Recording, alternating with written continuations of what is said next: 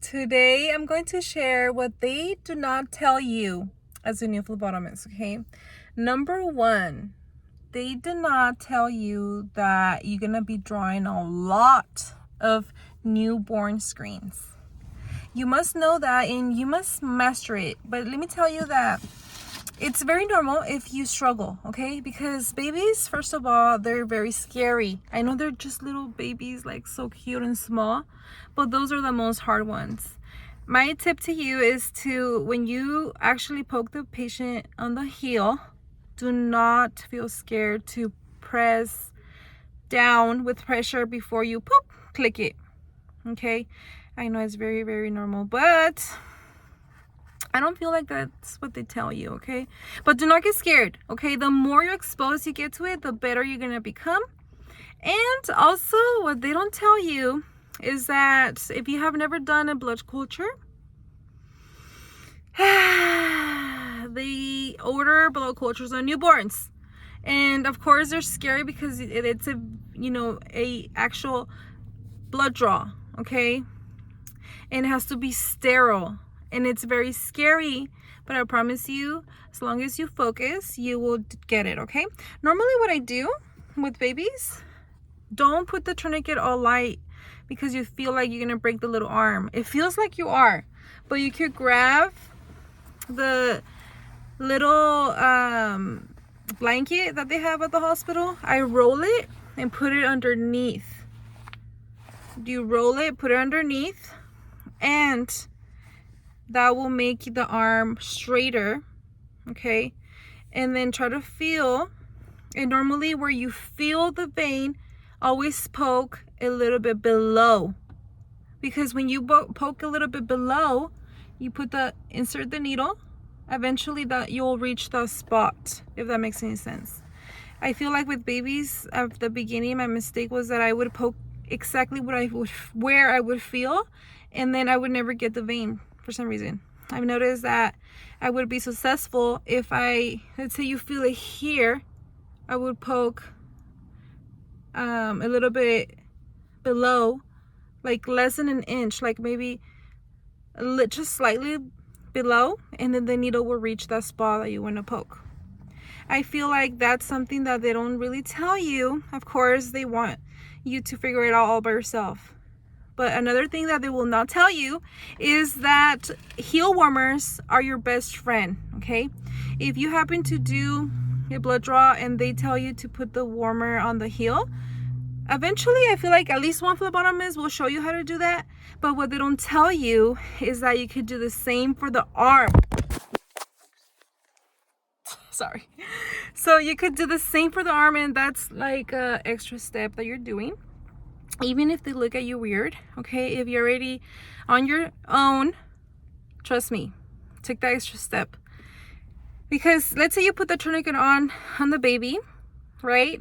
And then you don't see no vein. Sometimes you can see the little blue vein, but sometimes you don't feel that much. Okay, let's say you try everything, you don't really see anything. Well, then take that extra minute to put the warmer on, hold it there, put the tourniquet back on, and then you're gonna see stuff that you didn't see before. The warmer is your best friend, and it's not just for the heel, okay? That's an extra step. You could do that for the hands for adults when they're very hard and you think they're dehydrated, because they might, and then you put the tourniquet on and you're like, what the heck, like I don't see anything. Do not panic. Put the warmer on. And then if you take off the warmer and you don't see anything after putting the tourniquet on again, use double tourniquet. If that does not work, even if you don't see anything, start tapping on the hand, even here, and then something will pop. Okay, there's different tricks. Woo! By the way, you guys, I'm pregnant and I feel like I'm losing my breath. So if you guys notice that, I'm sorry. I just have to take deep breaths. But anyhow, something that they're not going to tell you as well is that you're going to do 1,000,000, 1,000, 100 of blood cultures, especially if you work at a hospital. They're a little bit annoying because, number one, patients don't like to be poked, okay? And number two, once you're done with one blood draw, you have to be like, hey, I need to do one more. And they're like, why? And then that's when you need to like school them a little bit. You could just say, hey, when they order blood cultures, normally they're checking if you have some type of infection going on. So that's why we need two different sites. And this test has to be sterile. Okay, and then I normally show them the bottles. Okay, so you see how there's 2 bottles. Well, that's considered one set.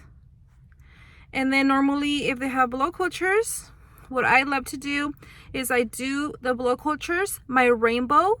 You could call it a rainbow in the ER. That means that you draw all tubes. The baby blue, the blue, the red. Just in case I draw the red, because sometimes they order like a miscellaneous or a send out, so that way you don't have to poke the patient again. And I draw my green top, SST if needed.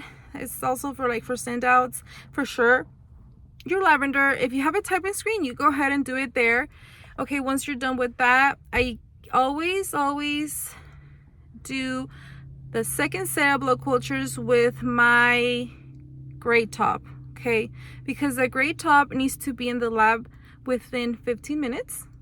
So why draw it in the first round? No, just do it the second time around, and then you will be golden. Because once you're done with the second blood culture, at the end you put that gray top and you'll be golden because you label it and then send it out as fast as possible. The gray top and the ammonia are the only tubes that need to be extra stat in the lab. If not, it will get rejected. Dun dun dun. Something else that they might not tell you is that patients have the right to refuse, okay? If you have a patient that seriously is refusing, then don't try to convince them. You know, sometimes you do have to, but just take note and be like, okay. Like, I don't fight with them. They tell me I don't want to be drawn. I'll be like, okay, no problem. I exit the room. You cannot just like forget about it. No, you go find the nurse, let the nurse know, and then the nurse, either they're gonna tell you, yeah, no problem, don't worry about it, or the nurse will be like, no, we need that right now. And if they say that, I normally tell them, hey, well, can we go together to the room? And then I let the nurse explain why they need this blood draw to be done right now. And normally when that happens, then you're right there. And then you just look at the arm really quick, do the blood draw, and then you're done. Okay? Let the nurse explain why it needs to be done right now, for example. Because now, you know, it's not really, you know, you have the right to refuse, okay? But you don't want to draw somebody that like, no, I don't want to be drawn. And then you draw them and then something crazy happens. No. It's better to have the nurse there if they ever refuse. Sometimes the nurse might tell you, okay, no worries, come back in an hour and try again. And then normally I do come back in an hour. And then the patient will be in a better mood, or maybe the nurse already stopped by and say, hey, they're gonna try again in an hour, and so they're a little bit more prepared. But for sure, patients do not like to be drawn. Something else that they don't tell you, especially if you work at a hospital, is that there are some blood draws that they are every 2 hours. Okay, some of them every 2, 4, 6, and 8. So for those draws that are every 2 hours, you're gonna see the patient multiple times during your shift, and they will not be happy. You know, of course they're not gonna be happy, but that's why you have to be friendly and always introduce yourself. Tell them, hey. And if you already see an order that it's every 2 hours, you'd be like, hey, I've noticed that, you know, you have a draw every 2 hours. See you in a bit once you're done. That way they have an idea that you're coming back. This is what they don't tell you, but I think it's very obvious, okay? When you first get hired, the job seems very hard. It doesn't matter if it's phlebotomy, but since we're talking about phlebotomy, you might question yourself, like, what did I get myself into? And I'm saying this because I asked myself many times when I was a new phlebotomist, Or I was thinking like, oh my God, phlebotomy is not for me, because it is very frustrating and hard, but it's all normal. Not every day is hard, but you will get those days that you're thinking like, what the heck? All right. So that's why your starting pay might be very good compared to your previous job, since it's a professional paying job. But if you haven't seen my other video, I talk about how I love that. They don't really tell you this, but if you don't give up, it will definitely be worth it in the long run. Because now I've been doing phlebotomy since 2017, and you guys, my job seems so easy. It seems like easy money. Of course, I still get those crazy busy days, and of course I get those miscellaneous orders, the ones that they're, you know, really complicated. You will still get those very hard draws, okay? But the only difference is that you don't beat yourself up, okay? And when there is a hard draw and I cannot draw and I try my best, I already know it's not me, okay? When you're a new phlebotomist, it's a different world, because you feel like it's your fault. You feel like you're not skilled enough, but later you will find out that it's not really you, okay? Sometimes the patient is just very hard, okay? They even sometimes tell you, like when you're about to draw them, they're like, oh, I'm really hard. And then you're like, oh shoot, you know?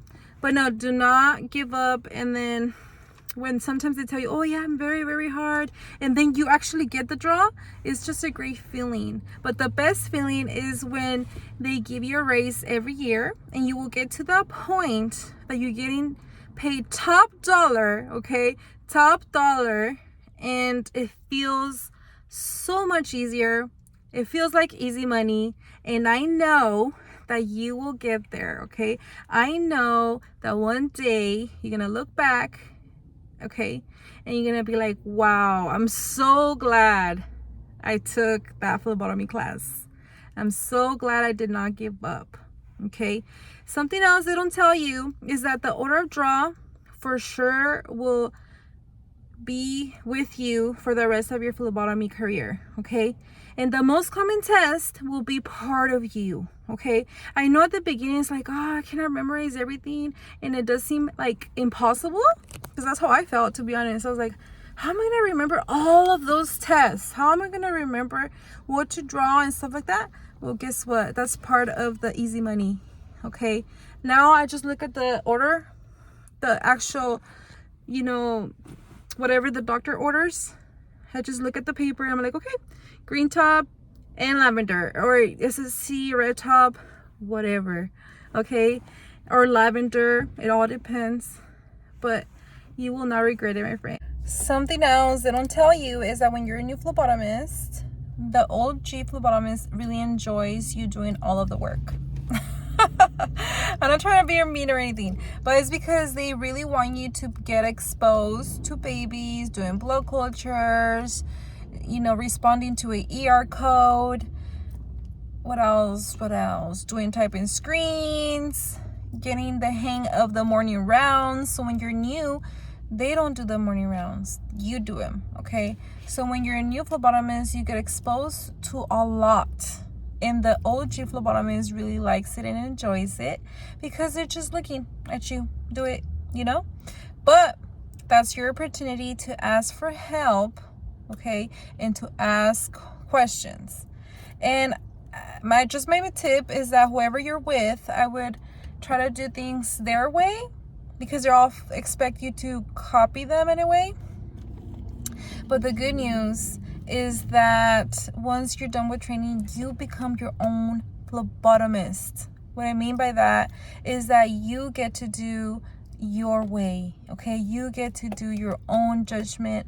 You get to explore and discover your own phlebotomy skills. Of course, as long as you follow the rules, okay? You only have 2 pokes, you know, put the tourniquet, don't try to forget to remove the tourniquet, and little things like that.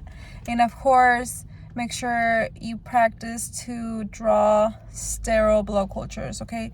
Meaning that once you clean the site for the blood cultures, don't go back in there and touch with your finger, because that's no longer sterile. As long as you follow the rules, you'll be good.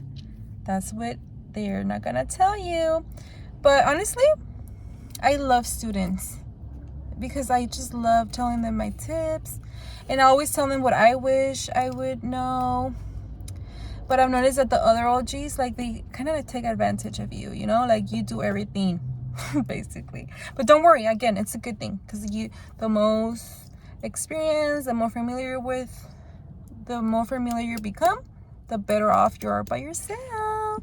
And I hope you guys enjoyed this video. I'm sure I could probably keep talking forever, but I will talk to you guys on the next video.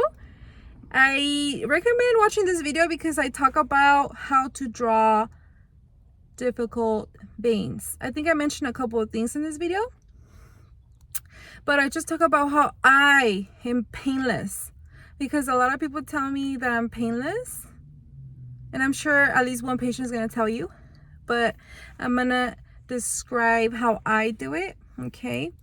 And I hope you guys enjoy.